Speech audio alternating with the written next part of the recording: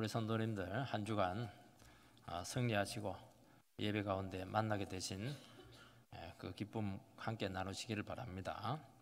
오늘 그 제목이 이제 생명양식 하나님의 일입니다. 인이 아니고 하나님의 일입니다. 제가 청소년 중고등학교 시절에 제일 아쉬웠던 게 한 가지가 있습니다.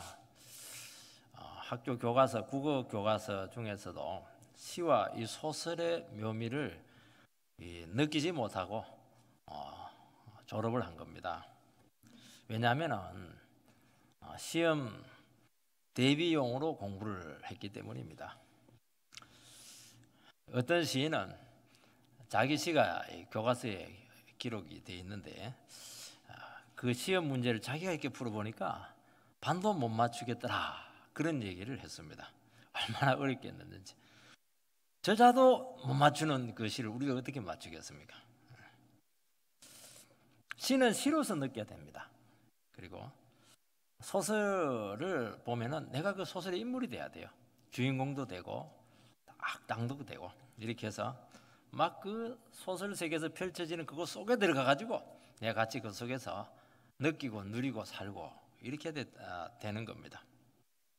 그 작품과 대화하고 저자와 만나고 거기서 감동을 받고 내 영혼이 살찌게 되고 이게 있어야 되는데 우리는 오직 하나밖에 없습니다. 어떻게 하면 점수를 딸까? 대학 진학을 할까? 작품을 분석을 하고 단어의 의미를 막 해석을 하고 배경을 막 설명하다가 끝나버렸습니다. 그리고 졸업과 동시에 싹 다 잊어버렸습니다. 남아있는 게 하나도 없어요. 그게 참 제가 지금 보면 그 시들 하나가 너무 주옥 같은 작품들 아니겠습니까? 남는 게 하나도 없습니다.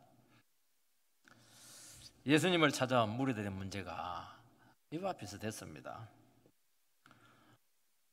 예수님을 만난 그 무리들은 얼마나 엄청난 일을 경험했냐면은 하루 종일 예수님한테 말씀을 들었습니다. 배가 이제 고파서 저녁이 되었는데 들판이니까 식당도 먹을 수가 없어가지고 예수님께서 말씀에 은혜 받은 그 영혼들에게 막 하늘에서 그냥 양식이 떨어지게 해가지고 보리떡 5개와 물고기 2마리로 5,000명을 먹였습니다. 그러니까 말씀 풍성, 양식 풍성, 부족한 게 없죠. 거기가 완전히 천국이었습니다. 문제는 이제 반응이죠. 이 무리들은 관심은 딱 하나밖에 없었습니다. 떡과 고기였습니다. 그러니까 이 너무나 엄청난 일들이 났는데도 불구하고 이들은 딱 목적이 하나입니다. 어떻게 하면 잘 먹고 잘 살까? 먹고 사는 문제. 육신적인 반응밖에 하지 못했던 것입니다.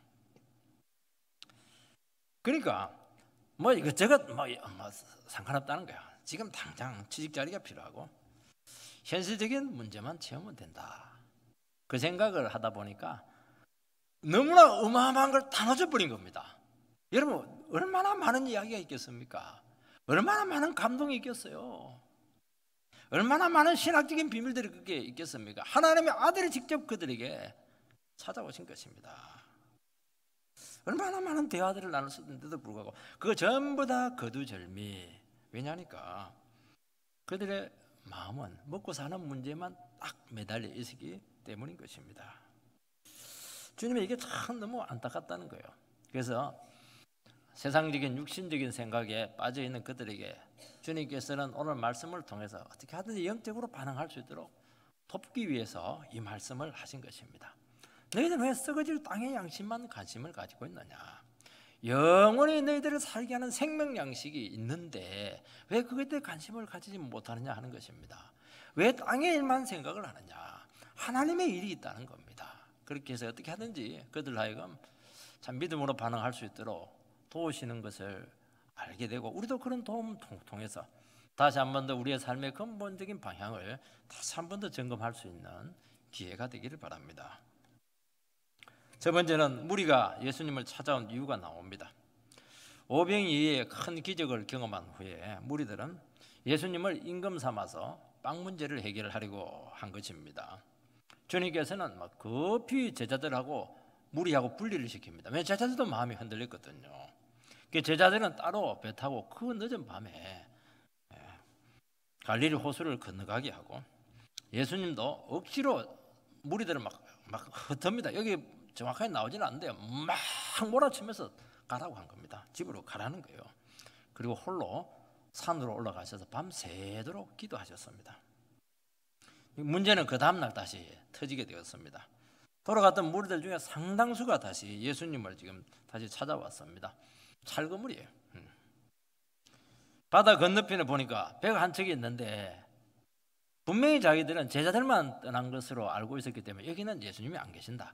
그래서 오병이의 기적이 났던 그 반대편 쪽으로 그들이 또 막 갑니다. 그 보니까 또 예수님이 안 계세요. 아, 여기도 안 계시네. 다시 가버나움으로 제자들이 있는 곳으로 오니까 예수님이 제자들과 함께 있었다는 것입니다. 얼마나 주님을 간절히 찾고 있습니까? 여러분, 뭐 차를 가지고 왔다 갔다 한 게 아닙니다. 막 뛰어다니는 겁니다. 이게 갈릴리 호수 여기가 20-30km 되는 겁니다. 그 먼 거리입니다. 이게 한 30km 돼요. 30km.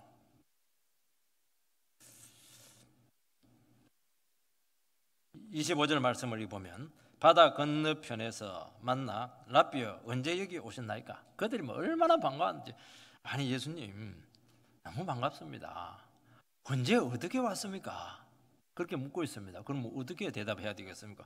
나는 밤에 기도하다가 물 위로 걸어가지고 제자들과 함께 배를 타고 이곳에 왔다. 이게 이제 정답이죠. 예수님 한마디도 안 해요. 왜냐하니까 기적 얘기 안 합니다. 기적 얘기하면 또 놀래가지고 뭐 더 열광을 한다는 것을 알았기 때문이죠. 예수님은 사람들의 열광이 얼마나 허무한가 하는 것을 알고 계셨습니다. 그리고 너무나 냉담한 반응을 하셨던 것입니다. 26절 말씀을 읽어보면 예수께서 대답하여 이르시되 내가 진실로 진실로 너희에게 이르노니 너희가 나를 찾는 것은 표적을 본 까닭이 아니요 떡을 먹고 배부른 까닭이로다. 예수님께서는 무리들에게 막 흥분해가지고 막 예수님 최고 이렇게 하면서 온 그들에게 너희들 나를 찾아온 목적이 틀렸다는 겁니다. 너희들이 나를 찾는 이유는 표적을 본 까닭이 아니고 떡을 먹고 배부른 까닭이라고. 정말 민망할 정도로 직접적인 그들의 속을 들추어내서 부끄럽게 했습니다. 너무 직접적이에요. 우리는 아무리 그래도 사람들이 돈 보고 나한테 와도 이래도 너 돈 보고 왔지 그러면 못해요. 그냥 딴소리 하죠. 그러면서 자연스럽게 쫓아보내는데 예수님은 너 돈 때문에 왔지? 너희들 먹고 배부르기 때문에 왔지? 딱 대놓고 얘기하는 겁니다. 못 알아듣거든요. 욕심에 딱 차여서 못 알아들어요. 예수님은 정말 영권이 대단하십니다. 너희들이 나를 찾는 것은 진리를 알기 위해서도 아니다. 구원을 얻기 위해서는 더더욱도 아니다. 네가 배가 불렀기 때문에 배부름을 위해서 왔다는 겁니다. 여기 표적이 나옵니다. 표적을 너희들이 본 까닭이 아니다. 표적이라고 하는 건 뭐냐니까 영어로 사인입니다. 사인. 어디를 가리키는 겁니다. 사인. 딱 가리키는 겁니다. 오병이에게 기적을 통해서 예수님께서 하나님의 아들이심을 가르치는 놀라운 기적이었다는 것입니다. 그렇다면 어떻게 해야 됩니까? 가리키는 겁니다. 가리키면 손가락을 관심을 가지면 안 되고 가르치는 표적을 딱 관심을 가져야 된다는 겁니다. 가르치는 표적이 누구예요? 예수님이죠. 이 기적을 일으킨 분이 누구냐? 하늘에서 양식을 내리게 하신 분이 누구냐? 그분에게 관심을 가지는 것이 마땅한 것이라는 겁니다. 그들은 먹은 떡에만 관심을 가졌다는 것입니다. 이분이 전한 말씀이 어떤 말씀이고 이분이 왜 이 세상에 오셨는지, 이분이 왜 오셔가지고 하신 일이 무엇인지, 이분이 오셔가지고 빵 공장 만들기 위해서 온 것은 아니죠. 그래서 딱 한 끼만 딱 준 겁니다. 세 끼도 안 줘. 딱 한 끼만 딱 먹고 끝낸 거예요. 자기 빵 만들기 위해서 오지 않았다는 겁니다. 무엇보다 이분과 인격적으로 만나야 되는 것입니다. 대화도 하고 묻고 이분을 알아가야 된다는 것입니다. 그래서 너희들이 이분을 통해서 만나서 이분이 정말 하나님의 아들이라는 것이 확인이 된다면 마땅히 이분을 영접을 하고 너희들의 삶을 온전히 드려야 하는 것이 마땅하다는 것입니다. 너희들 마음속에 그런 마음이 전혀 없다는 것이죠. 그런데 그들은 단지 빵만 주시하게 되었고 그냥 배를 채우는 것에만 그들은 관심을 가지고 있었다는 것입니다. 현실적인 필요만 체험받고 내 뜻대로 살겠다 하는 의사를 분명히 한 겁니다. 영적인 관심은 없어요. 육체이고 동물적인 관심만 가지고 있었다는 것입니다. 여기서 아주 첨예한 대립이 나타나게 되었다는 것입니다. 여러분, 우리가 은혜를 받고 우리도 능력을 체험을 하고 어려운 문제들이 기도의 능력으로 해결받습니다. 예수님께서 내 삶 가운데서 참 많은 일을 하십니다. 우리는 중병을 앓기도 하고 간절히 기도해서 치료됩니다. 또 아니면 여러 가지 방법을 통해서 치료를 잘 받아서 온전히 낫게 되었습니다. 여러분, 하나님의 은혜로 죽을 수밖에 없는데 생명 영장을 받게 되었으니까 그 삶은 내 삶이 아니죠. 보너스로 얻은 인생이 된 것입니다. 먹고 사는데 매몰되고 근심 걱정하면서 산다면은 문제 해결에만 매달리는 것밖에 되지 못한다는 겁니다. 병 치료되기 전이나 병 치료되고 난 후로 달라진 게 뭐가 있냐는 겁니다. 나를 치료하신 주님을 알아가고 자기 자신의 삶을 더 드리는 것이 마땅하다는 것입니다. 더 이상 너 자신을 위해서 살지 말고 이제부터 새로운 인생을 한번 주의 영광을 위해서 한번 살아라는 것입니다. 제가 목회를 시작할 때 큰 갈등이 많았습니다. 고민도 많고 목회도 뜻대로 안 되기도 하고 정말 인격적인 문제도 참 심각했어요. 그리고 막 내 힘으로 열심히 하긴 했는데 또 열심히 하나는 제가 또 있었습니다. 여러분 알다시피 열심히 갖고 됩니까? 이 세상에 일하는 게 목회라는 게 목회는 더 열심히 갖고 안 되는 겁니다. 열심도 있어야 되겠지만 그래서 참 많은 부딪힘과 어려움들을 겪게 됩니다. 더 큰 문제는 저희 가정에 큰 어려움을 주셔서 3번의 수술을 감당하게 되었습니다. 그때 저는 주님 앞에서 살려달라고 막 기도했고 더 이상 복잡한 생각하지 않고 고민하지 않고 더 이상 내 인생 죽어하지 말고 살려주기만 하면 주님이 시킨 대로 마골골짝 골짜기로 제가 따라가겠습니다. 정말 그런 기도를 수술할 때마다 제가 밤새도록 기도를 했습니다. 6년 동안 이 기도를 하게 했는데 주님께서는 응답하셔서 정말 기적으로 치료를 해주셨습니다. 하나님께서는 이 기간 동안 내 자아를 만졌고 내 안에 있는 야망을 다 내려놓게 했고 내 힘으로 하려고 하는 모든 것들을 다 내려놓고 주님만 의지하는 그 원리를 가르쳐 주셨습니다. 더 이상 미래에 대해서 고민을 할 것이 아니고 너 지금 하루하루 믿음으로 살아가고 있는가? 그 믿음을 주님께서는 늘 도전하셨다는 것을 저는 고백을 드리게 됩니다. 그래서 그 6년의 기간을 통해서 그 전과 그 이후의 삶이 완전히 달라지게 되었습니다. 제가 성령을 받게 되었고 성령의 은혜로 감사하면서 사는 법을 배우게 된 것입니다. 그리고 내 삶과 목적에 일대 대변혁이 일어나게 되었던 것입니다. 제가 목회를 하면서 깨달은 게 하나가 있습니다.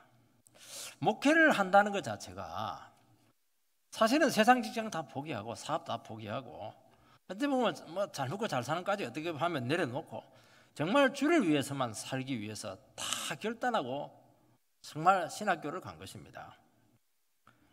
그러면 다 된 것 같은데 그것이 아니었습니다. 목회 안에서 여전히 내 속 문제는 여전히 남아있게 되었고 목회 안에서 더 교묘한 야망이 있다는 것을 알게 되었습니다.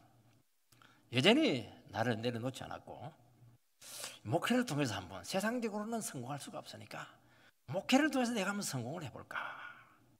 목회를 통해서 어떻게 인정을 받고 정말 영광을 사람들에게 인정을 받을까? 그것이 뼛속 깊이 있다는 것을 깨닫게 되었습니다. 주님께서는 그 기간 동안 나에게 크게 도전을 했습니다.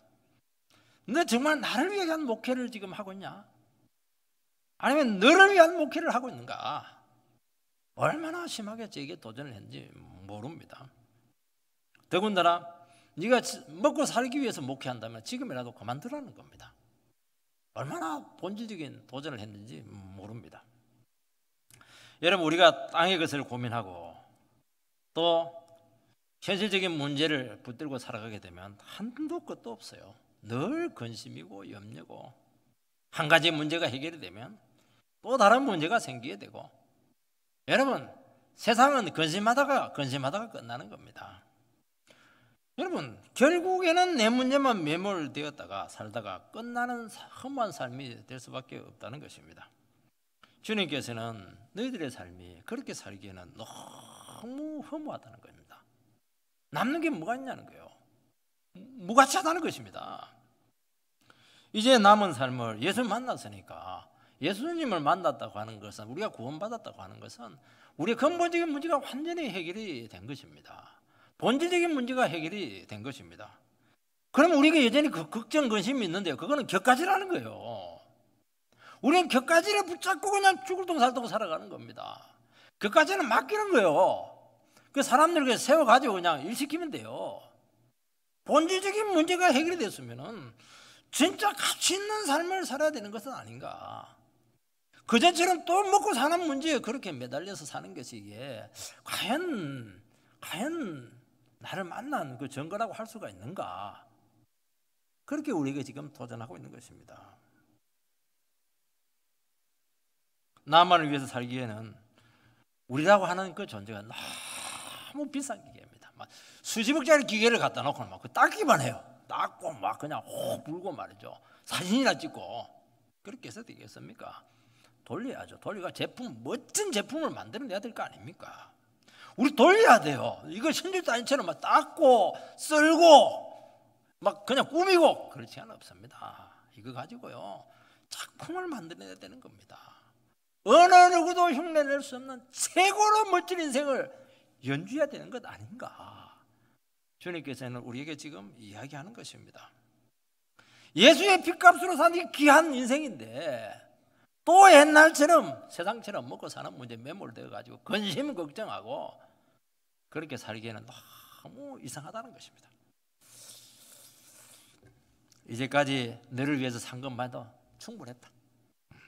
이제까지 네 가족만을 위해서 그렇게 빼빠지게 노력한 거 충분했다. 그게 나쁘다는 게 아니에요. 그렇게 살기에는 너무 이게 약하다는 겁니다. 두 번째는 썩을 양식을 위하지 말고 생명 양식을 구하라고 말씀하고 있습니다.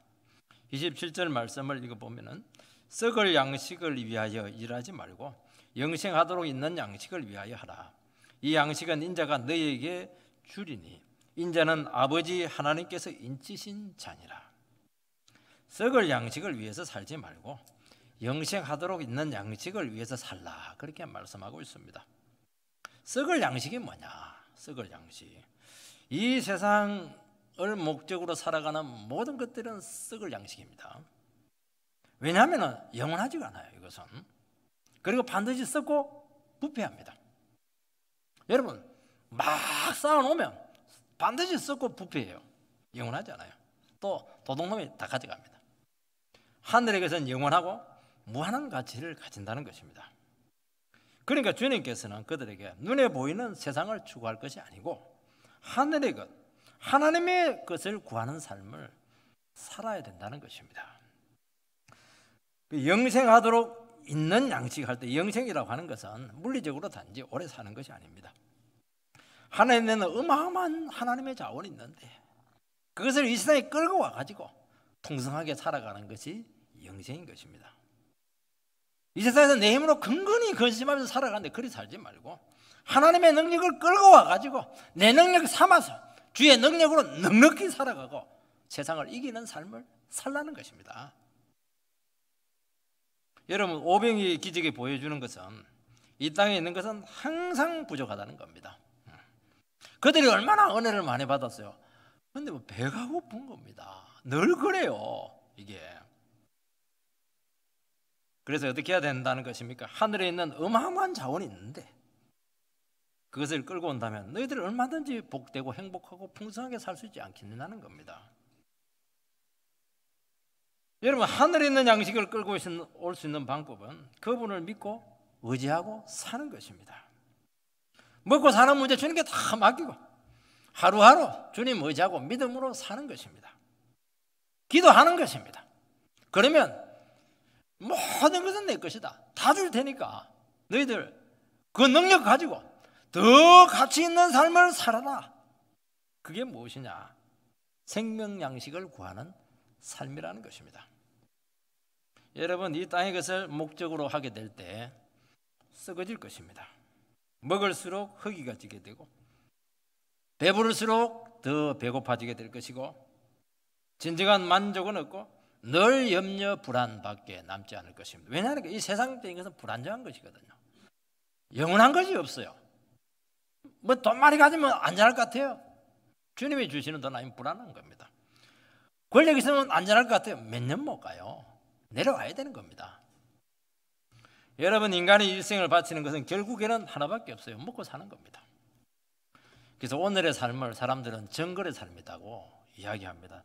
막 약육강식, 생존 경쟁, 적자 생존, 어떻게 하든지 자기를 강하게 만들어가지고 남의 걸 빼앗아서라도 내 거 챙기는 삶입니다. 그거 아닙니까? 여러분, 동물들의 삶을 딱 두 가지로 요약을 합니다.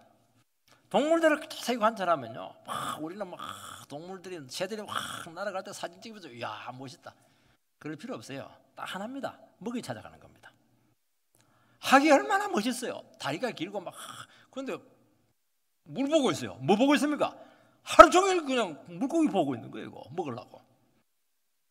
참 어울리지 않는 것 같습니다. 어울리지 않는 것 같아요. 그리고 또 하나가 더 있습니다. 성을 쫓는 겁니다. 인간이 어떻게 동물처럼 그렇게 살아서야 되겠는가? 그렇게 말씀하고 있는 것입니다. 여러분, 영생하도록 있는 양식을 위해서 살아야 된다고 주님께서는 우리에게 말씀하고 있습니다. 그것은 하나님의 말씀을 구하는 삶인 것입니다. 그 나라와 그를 구하는 것이고 영혼을 구하는 삶이고 내 영혼을 회복시키는 것입니다. 그분을 영접하고 자기 자신의 인생을 그분에게 드리는 것이 이게 뭐냐니까 영원한 생명을 구하는 것입니다. 여러분, 우리는 하나님의 말씀을 생명이라고 말씀합니다. 그래서 생명의 말씀이라고 이야기하는 것입니다. 그 말은 뒤집어서 이야기를 하면은 하나님 말씀을 붙들고 하나님 말씀을 순종해서 살아가기 위해서는 딱 하나밖에 없어요. 내 생명을 드려야 되는 거예요. 내 생명을 내가 붙잡고 있고 하나님 말씀대로 산다. 안 되게 되어 있습니다. 얻을 수 없어요. 여러분, 이 진리가 나의 것이 되기 위해서는 딱 하나밖에 없습니다. 하나님 말씀 하나 붙들고 목숨을 딱 걸어버려야 되는 겁니다. 신앙생활은 뭐냐? 하나님 말씀 하나 딱 붙잡고 목숨을 딱 걸어버려요. 다른 거 다 버려야 됩니다. 다 쥐고 영생까지 얻고. 예수 믿는 사람들은요 너무 욕심이 많아요. 삭개오가 예수님 만났을 때 어떻게 합니까? 싹 버리고 하나님 말씀 하나 딱 붙잡으니까 너는 아브라함 자손이다. 그 귀한 축복을 받게 되었던 것입니다. 어떻게 하나님 말씀을 목숨 걸고 붙잡을 수 있겠습니까? 인생 밑바닥에서 죽음의 위기 속에서 하나님은 역사한다. 하나님은 살아있다. 하나님 말씀은 반드시 이루어진다. 그거 붙잡고 거기서 일어나고 회복되고 승리하는 겁니다. 그때 목숨과 딱 바꿉니다. 타협하지 않는 것이죠. 그때부터 하나님의 말씀이 우리의 삶을 창조하기 시작합니다. 내 인생이 아니에요. 하나님이 끌고 가는 인생이 되게 된다는 겁니다. 하나님의 말씀은 능력이 있어요. 천지를 만드신 이 하나님 말씀은 무에서 유를 창조할 것입니다. 아무것도 없는 데서 모든 것을 다 만들어낼 겁니다. 그 비밀을 알아라는 거예요. 그게 생명 양식을 구하는 겁니다. 이 세상에 없는 나만이 가지고 있는 독특한 새로운 인생길을 주신다는 겁니다. 그 다른 사람 길 안 가요. 그 시체에서 안 가요. 그거 남이 간 길은 벌써 후발주자예요. 후발주자. 우리는 내가 하나님 앞에서 새로운 길을 뚫고 가는 거예요. 어느 누구도 흉내낼 수 없는 나만이 가지고 있는 위대한 삶이 있다는 것을 말씀하는 것이고 그 삶을 하나님 말씀과 함께 만들어내라는 것입니다. 왜 남 따라가고 세상 따라가고 그렇게 허무한 삶을 살다가 인생 낭비하겠냐 하는 것이죠. 우리 그런 거 시체에서 안 합니다. 여러분, 내 안에 주님이 살게 하실 수 있는 방법은 딱 하나밖에 없어요. 나를 죽이는 겁니다. 그가 내 안에, 내가 저 안에 있으면 내가 너를 통해서 모든 것을 다 하리라. 그가 내 안에, 내가 너 안에. 그 말은 그에게 나의 인생을 제한시키는 겁니다. 내가 없어져야 제한되는 겁니다. 그게 사랑이에요. 여러분, 주님 내 안에서 살아서 역사해야 될 줄 믿습니다. 그러면 나의 하는 모든 것이 주님이 하시는 것이 될 것입니다. 주님은 제자들에게 내 살을 먹고 내 피를 먹어야 된다고 말씀하셨습니다. 그 말은 주님의 십자가 죽음을 나의 것이 날마다 되게 하라는 것입니다. 어떻게 하는 것입니까? 나의 육신적인 이 삶들, 정욕을 따르는 삶들을 십자가에 가져가서 날마다 그냥 나를 찌르는 겁니다. 못 박아야 돼요. 내 것 막 성질, 기질, 내 계획들, 내 야망들 막 그냥 못 박아버려야 돼요. 십자가의 피로. 또 올라와요. 또 못 받고 또 저녁예배 되면 또 올라와요. 그냥 도끼로 그냥 찍어버려야 되는 겁니다. 좀 살벌한 표현을 해서 좀 죄송하긴 하지만은 그래도 이렇게 해야 돼요. 피가 튀겨버려야 되는 겁니다. 이게 믿음이에요. 어떻게 고상하게 앉아서 누리고 감상하고 그렇게 해서 어떻게 이 험난한 믿음의 삶을 하나님 말씀에 순종해서 살겠습니까? 전부 다 그 헛된 삶입니다. 그때 우리에게 영원한 것이 나오기 시작합니다. 하늘의 것이 임할 겁니다. 하나님의 능력이 부어지게 될 겁니다. 예수님은 하나님의 인치신 자이시기 때문에 하늘의 양식, 영원한 것을 주실 수 있다는 것입니다. 그리고 진짜 배기를 준다는 겁니다. 여러분, 인치신 자라고 하는 것은 하나님께서 합법적으로 보증되신 분이라는 뜻을 가지고 있습니다. 우리 제품도요, 그냥 제품하고 품질 보증 마크가 탁 찍힌 거하고는 완전히 급이 다른 것이죠. 오병이의 기적이라고 하는 것은 그냥 마술사의 기적이 아니에요. 진짜 기적이고 어느 누구도 흉내낼 수 없는 어마어마한 하나님께서 보증된 기적이라는 겁니다. 여러분, 주님의 말씀은 권세가 있습니다. 권세가 있다고 하는 것은 사람을 바꿀 수 있는 능력을 가지고 있다는 것을 말씀하는 것입니다. 주님의 인격은 너무나 험도 티도 없고 거룩합니다. 주님 앞에 서게 되면 우리의 모든 허물과 죄가 다 드러나게 되어서 다 회복되고 회개하고 치료될 수 있는 것입니다. 이 어마어마한 진짜 백이 되신 주님 앞에 우리가 날마다 서야 된다는 것을 말씀한다는 것입니다. 여러분, 기독교만이 진짜입니다. 다른 것은 모조품입니다. 기독교만이 진정한 평안을 줄 것입니다. 왜냐하면 주님이 주시는 평안이기 때문인 것입니다. 여러분, 기독교만의 진정한 생명을 여러분들에게 제공할 것입니다. 왜냐하면 주님의 말씀 속에 생명이 있기 때문입니다. 하나님 말씀을 들으면 여러분들의 영혼이 살아나게 될 것입니다. 우리 안에 있는 믿음은 진짜가 될 것이고 그 믿음은 영원히 남게 될 것입니다. 이 세상에서 하나님을 찾는 모든 것들이 전부 다 불태워지게 될 것입니다. 어떻게 그것을 빼앗을 수가 있겠습니까? 못 빼앗습니다. 여러분, 믿음으로 얻은 인생들 얼마나 귀합니까? 못 빼서 흉내도 못 내요. 어느 누구도 흉내내지 못해요. 기도로 받은 자식, 어떻게 그런 자식을 다른 자식하고 바꿀 수가 있겠습니까? 주님이 주신 그 직위와 사업과 재산, 어떻게 세상 것으로 대체할 수가 있겠습니까? 하나님의 셈인데요. 영원히 우리를 복되게 할 것입니다. 여러분, 예수님께서는 산상설교에서 하늘의 보화를 쌓아두라고 말씀했습니다. 그것은 동록이나 좀이 먹지 않고 녹슬지 않는다고 했고 도적이 가져가지 못한다고 했습니다. 여러분, 믿음으로 한 것은 하늘의 보물을 쌓는 것입니다. 하늘의 보물을 쌓으라고 했습니다. 여러분, 믿음으로 한 것, 사랑으로 한 것, 주님의 능력으로 한 모든 것들은 생명책에 기록이 돼서 영원히 나의 것이 되게 될 것이고 영원히 사라지지 않을 뿐만 아니라 많은 사람들을 복되게 한다는 것입니다. 여러분, 우리가 세상에서 살아남아야지 하는 순간 여러분의 영혼이 그때부터 썩기 시작할 겁니다. 부패할 겁니다. 그리고 바로 변질이 옵니다. 저도 지금요, 내 힘으로 해야지, 내가 다른 사람과 막 해가지고 막 내 거 챙겨야지, 팍 썩어버립니다. 참 놀랍습니다. 마음이 급해지고 막 욕심이 생기고 조급증이 나고 평안과 기쁨은 없어지게 되는 겁니다.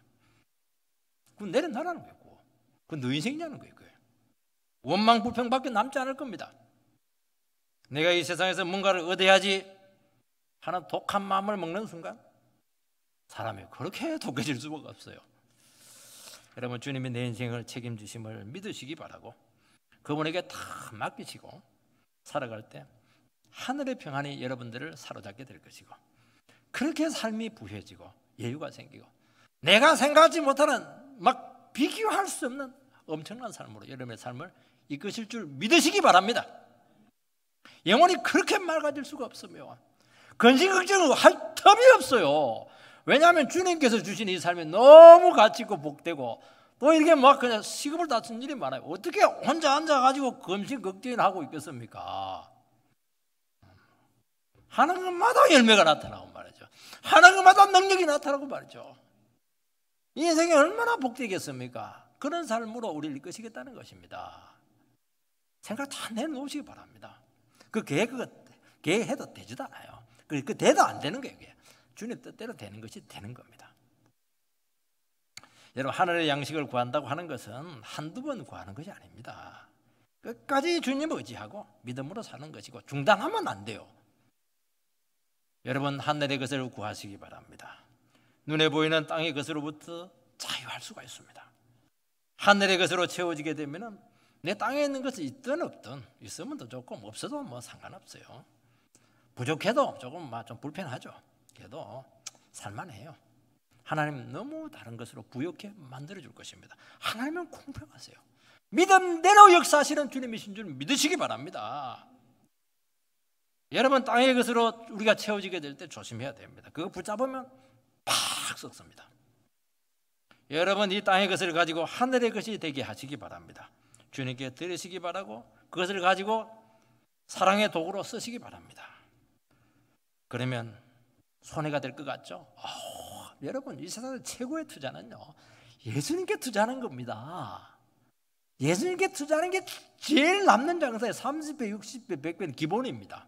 그리고 영생까지 주겠다. 천국을 딱 소유하게 한다는 것입니다. 세 번째는 하나님의 일을 하라고 말씀하고 있습니다. 28절, 29절 말씀을 보면 그들이 묻되 우리가 어떻게 하여야 하나님의 일을 하오리까? 예수께서 대답하여 이르시되 하나님께서 보내신 일을 믿는 것이 하나님의 일이니라 하시니. 주님이 썩을 양식을 위해서 일하지 말고 영생하도록 하는 양식을 위해서 하라고 했을 때 무리가 보인 반응입니다. 무리들은 지금까지 어떻게 하면 하나님의 일을 할 수 있는가 물었다는 게 참 놀랐습니다. 거지는 어떻게 하면 먹을까, 어떻게 하면 잘 살까, 그 생각만 한 겁니다. 대단한 발전입니다. 하나님의 일에 관심을 가졌습니다. 얼마나 놀라운 일입니까? 여러분, 여기서 하나님의 일이라고 하는 것은 목회자가 되라, 전도자가 되라, 교회 봉사하고 선교하고 다른 영혼을 위해서 뭔가 해라, 그런 뜻이 아닙니다. 어떤 분들은 내가 그래야도 요즘 막 예배 빠지고 이렇게 했더니 또 그냥 주님이 또 목사님이 또 예배 열심히 하시기 바랍니다. 자꾸 빠지고 그렇게 하면 안 돼요. 굶습니다. 그렇게 하면. 그 종교 행위를 이야기하는 것이 아닙니다. 무리들이 주님을 간절히 찾는 것은 먹고 살기 위해서였습니다. 그런데 이런 축복을 받으려고 하면 어떻게 해야 됩니까? 자기 자신들도 뭔가 하나님을 위해서 해야 된다. 양심도 있지. 맨입으로 그냥 주님 걸 얻으려고 해서야 되겠는가? 굉장히 그 예의가 있어요. 여러분, 신앙에 예의가 있으면 큰일 납니다. 거래 개념이 가지고, 어떤 분들은요, 교회 오면 거래 개념을 가지고 있으면 내가 헌금을 욕했으니까 내가 받아가야지. 그럼 못 받아가면 손해받았다 이렇게 하는데, 그렇게 거래하면 주님도 굉장히 거래적입니다. 주님 계산 굉장해요. 너 10원 바쳤냐? 딱 10원 줍니다. 너 1,000원 바쳤지? 애누리가 없어요.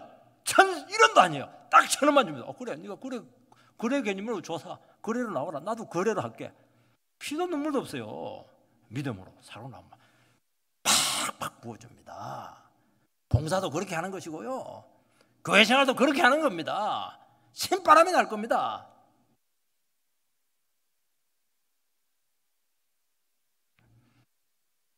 그들이 하나님께서 뭔가 열심히 하는 목적이 땅의 축복을 계속 받기 위해서라고 한다면 곤란하다는 겁니다.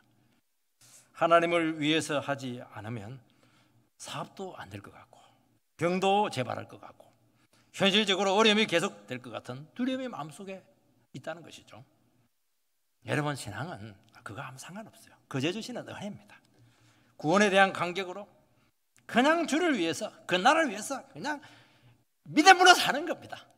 뒷일은 모르겠어요. 그거는 막 전부 다 주님 책임 맡기고 나는 나에게 주어진 작은 일에 충성하는 것입니다. 계산하지 않고 그렇게 사시기 바랍니다. 여러분, 하나님의 일은 하나님께서 보내신 일을 믿는 것이라고 말씀했습니다. 행하는 것이 아니라는 것이죠. 믿는 것입니다. 죽을 죄인인데 이런 나를 구원하신 것을 믿으시기 바랍니다. 완전히 부패하고 무능하고 주님을 따를 수 없다는 것을 인정하고 주님의 능력에 붙들리시기 바랍니다. 공로 개념 들어올 여지가 없습니다. 여러분, 행위가 들어오기 시작하면 공로가 되기 때문에 인간의 수고나 노력이 반드시 개입이 됩니다. 그때부터 자기를 주장할 수 있는 근거가 생기는 것입니다. 교회는 자기를 주장하는 곳이 아니에요. 교회는 자기를 죽이는 곳이 교회입니다. 나를 죽여야 주님이 살고 나를 죽여야 다른 영혼이 사는 겁니다. 내가 살다 펄펄 움직이면 다 죽어버려요. 자기만 살고. 그거는 기독교가 아니라는 것이죠. 그 행위예요, 행위. 믿음으로 절대로 그거 믿음 생각한 게 아닙니다. 그거. 믿음은 나는 아무것도 아니고 믿음의 대상 그 주님께 모든 것을 맡기고 따라가는 것입니다. 하나님이 보내신 자를 믿고 영접하고 따르고 순종하는 것입니다. 매 순간순간 나를 내려놓고 생명 되신 주님을 전적으로 의지하는 것입니다. 제가 예수를 믿을 때 참 너무 기쁘고 신이 났고 막 세상이 내 것 같았어요. 또 목회를 하면서 갈등이 생겼는데 목회를 동력을 해야 되니까 전임자를 막 계속 따라가는 것이 고역이었습니다. 이분이 예수님도 아닌데 언제까지 따라가야 되는가? 그래서 한 24년을 제가 30년 가까이 따라왔어요. 이분 따라가면 딱 계산이 나왔습니다. 쪽박 찰 수밖에 없고 나는 늘 들러리구나. 그래서 도망가려고 기회를 많이 봤습니다. 왜냐하면 이분 밑에서 내가 절대로 클 수 없다 하는 계산이 나왔어요. 왜냐하면 그분만 크고 나는 죽어줘야 되니까 힘들었어요. 그분의 계산은 다를 거예요. 물어보면. 근데 끝까지 도망을 못 갔습니다. 왜냐하니까 왜 도망 못 갔느냐? 월급을 많이 줘서 도망 못 간 게 아닙니다. 이분이 하나님이 보냈다는 것입니다. 이분에게 하나님께서 말씀을 주셔서 사용하고 있다는 것입니다. 도망을 명분이 없는 거예요. 도망가면 네 욕심 때문에 갔지. 그때부터 주님은 축복 안 하는 거예요. 그게 너무 계산이 나왔던 것이죠. 그게 무서웠어요. 만약에 이분의 말씀이 자기 말이었고 세상적인 사상이었다면 저는 금방 도망갔을 겁니다. 그래서 정말 하나님의 말씀이냐 제 사람 말이냐 그게 대해 굉장히 연구를 많이 하고 고민을 많이 했습니다. 이분의 말씀을 들으면 딱 하나예요. 네 자아를 꺾어라. 욕심 내려놔라. 네 잘난 거 그거 다 자랑거리 다 없애버리라. 나한테 그냥 의도적으로 얘기하시는 것 같은 그렇게 들을 때가 참 많았어요. 어느 순간 갈등 중에 주님 앞에서 고백을 했습니다. 하나님께서 이분을 쓰신다는 것을 고백하게 했습니다. 이분의 설교를 통해서 하나님의 음성이 들렸습니다. 이분의 설교는 늘 자기 마음대로 살면 안 되고 하나님의 인도를 받아야 되고 말씀에 자기 자신을 제한해야 되고 야망은 다 꺾어라. 그게 이제 제 주제였어요. 그게 맞았어요. 그게 주님의 뜻이었습니다. 이 말씀에 내 자신을 완전히 내려놓고 갈등 없이 여기까지 왔던 것입니다. 하나님 말씀보다는 너 지금 너 기질대로 살려고 하는 거 아니냐? 너 하나님 뜻보다는 네 뜻대로 지금 주님을 이용해가지고 네 뜻 성취하려고 하는 거 아니냐? 그것을 인정하게 되었습니다. 여러분, 주님은 무리들에게 이 부분을 지금 확인하고 있습니다. 하나님의 아들로 인정하지 않고 있음을 아셨습니다. 너희들이 얼마든지 마음만 먹으면 나를 인정할 수 있는데 왜 인정하지 않냐는 것이죠. 나의 말씀 속에 하나님의 음성이 있다는 것입니다. 예수의 말씀에는 권세가 있다는 겁니다. 그분의 기적 속에는 하나님의 능력이 그냥 덤태기로 지금 나타나게 되었다는 것입니다. 하나님의 일은 하나님을 위해서 뭔가 행동하는 것이 아니고 하나님께서 하시는 그 일을 인정하고 믿음으로 받아들이고 영접하는 것입니다. 하나님이 주님을 통해서 일하심을 믿고 따라가는 것입니다. 여러분, 신앙은 다 확인하고 못 따라가요. 따라가면서도 의심하고 불안하고 갈등이 있습니다. 왜냐하면 약속을 붙들어야 되는 거예요. 약속이 성취될 때까지는 불안한 겁니다. 그래서 믿음에 불안이 있는 거예요. 그걸 믿음으로 계속 누리면서 따라가는 겁니다. 믿음의 결단을 하고서도 또 후회를 해요. 왜냐하면 현실적으로는 손해보는 것이 많거든요. 또 왔다 갔다 해요. 이때 우리를 붙들어줄 수 있는 것은 하나님께서 이분을 보낸 자라는 것입니다. 이것은 하나님이 했다. 이 말씀은 하나님의 음성이다. 이 약속은 하나님께서 하시는 약속이다. 이거 외에는 우리를 붙잡아 줄 수 있는 것이 아무것도 없어요. 그때마다 하나님께서는 그 믿음에 응답하셔서 하나님의 손길을 보이시고 기도에 응답하실 줄 믿으시기 바랍니다. 여러분, 다른 것은 다 부정해도 좋아요. 그러나 주님이 나에게 살아서 역사하신다, 이거는 너무 분명한 거거든요. 이거는 부인 못해요. 이것이 우리가 하나님 말씀을 믿고 끝까지 순종하고 따라가는 이유라는 것입니다. 오늘 두 가지 길에서 우리는 갈등하고 있습니다. 내 노력과 수고로 이 세상을 살아갈 것인가, 아니면 무엇인가 믿고 살아갈 것인가. 이 두 가지가 아마 여러분의 인생 가운데 중요한 문제가 생길수록 아마 이 부분에 대한 갈등이 심할 것입니다. 여러분, 아무리 수고하고 노력해도 우리는 뭔가 붙잡아야 되고 믿어야 되는 것이죠. 결정적인 순간에 믿어야 돼요. 여러분, 전부 다 분석 못합니다. 여러분, 탤런트 이 최두종 씨가, 이 사람이 그 연극 영화과 출신이 아닙니다. 너무 가난해가지고 개인 레슨 과외를 하고 있었는데 그 집 주인이 방송국 관련 일을 하는 사람이어서 인물도 좋고 성격도 좋고 이래가지고 데뷔를 좀 시켰는데 성공을 했어요. 그 사람이 아무리 인물이 좋고 연기력이 좋아도 그 과외집 주인을 만나지 못했으면 오늘날 그 사람이 없을 가능성이 많습니다. 여러분, 우리가 성공적인 삶을 살려고 하면은 딱 하나밖에 없어요. 하나님 한 분을 붙잡아야 되고 그분이 보낸 예수를 붙잡아야 되는 것입니다. 그분이 하신 말씀을 붙잡아야 되는 것이죠. 그리고 그분에게 나의 인생을 헌신해야 되는 것입니다. 그러면 주님께서 나를 발탁을 해서 끌어주겠다는 거예요. 그거는 몰라요. 어디로 데뷔시킬지는 모르겠습니다. 그러나 우리와 의사와 상관없이 데뷔시키지는 않을 겁니다. 최고의 멋진 곳으로 우리의 삶을 데뷔시킬 것입니다. 여러분, 주님이 우리의 인생을 어떻게 인도하고 사용하실지는 아무도 알 수가 없어요. 한 가지는 압니다. 절대로 버리지 않고 망해하지 않고 비교할 수 없는 고귀한 삶으로 우리를 이끄신다는 것입니다. 왜냐하면 우리의 새로운 삶을 위해서 죽기까지 사랑하신 분이시기 때문인 것입니다. 여러분, 이분이 우리를 통해서 일하시게 하시기 바랍니다. 가치 있고 참되고 진리의 길이 될 것이고 절대로 후회하지 않는 최고의 삶이 될 것입니다. 여러분 뜻대로 인생이 되면 행복할 것 같습니까? 여러분 계획대로 인생이 되면 잘 될 것 같아요? 파산할 거다. 파산. 잘해놓고 부패하는 겁니다. 틀림없습니다. 그리 사시지 마시고 지금부터 하나님과 함께 의지하고 말씀대로 철저히 살아가시기 바랍니다. 가만 갈수록 하늘의 것으로 여러분들이 쌓이게 될 것입니다. 그런 삶이 되기를 주의 이름으로 축원드립니다.